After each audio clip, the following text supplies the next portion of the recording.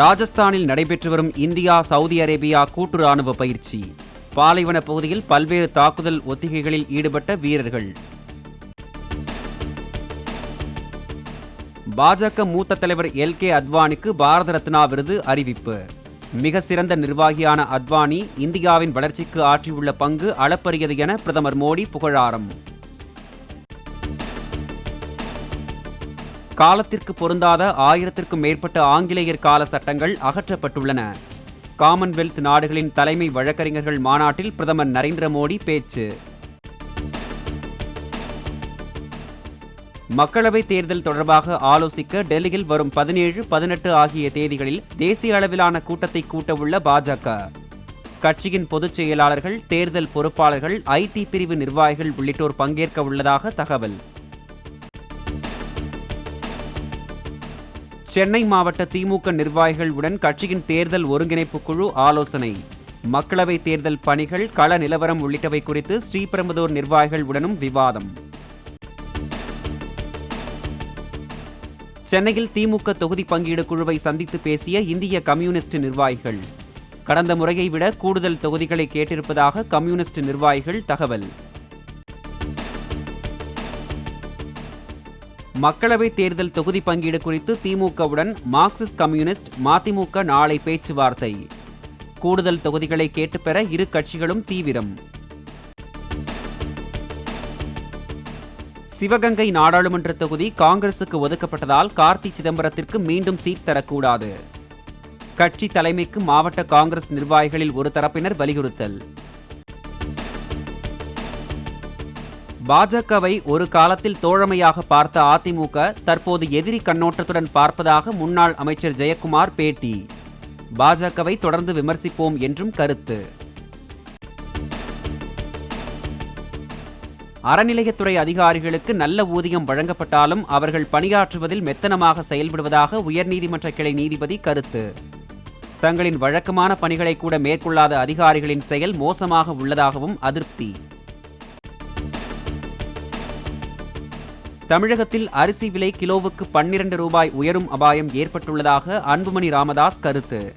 கடந்த ஆண்டு நீர் பற்றாக்குறையால் லட்சக்கணக்கான ஏக்கரில் சம்பா, குறுவை சாகுபடி பாதிக்கப்பட்டதே அரிசி விலை உயர்வுக்கு காரணம் எனவும் பேட்டி. காவிரி டெல்டா பாசனத்திற்காக மேட்டூர் அணையிலிருந்து வினாடிக்கு 6000 கனஅடி தண்ணீர் திறப்பு. கருகும் சம்பா பயிர்களை காப்பாற்ற தண்ணீர் திறக்குமாறு முதல்வர் உத்தரவிட்டிருந்த நிலையில் நீர் திறக்கப்பட்டது. உயர்நீதிமன்ற உத்தரவுப்படி சிஎம்டிஏ அதிகாரிகள் மற்றும் ஆம்னி பேருந்து உரிமையாளர்கள் பேச்சுவார்த்தை.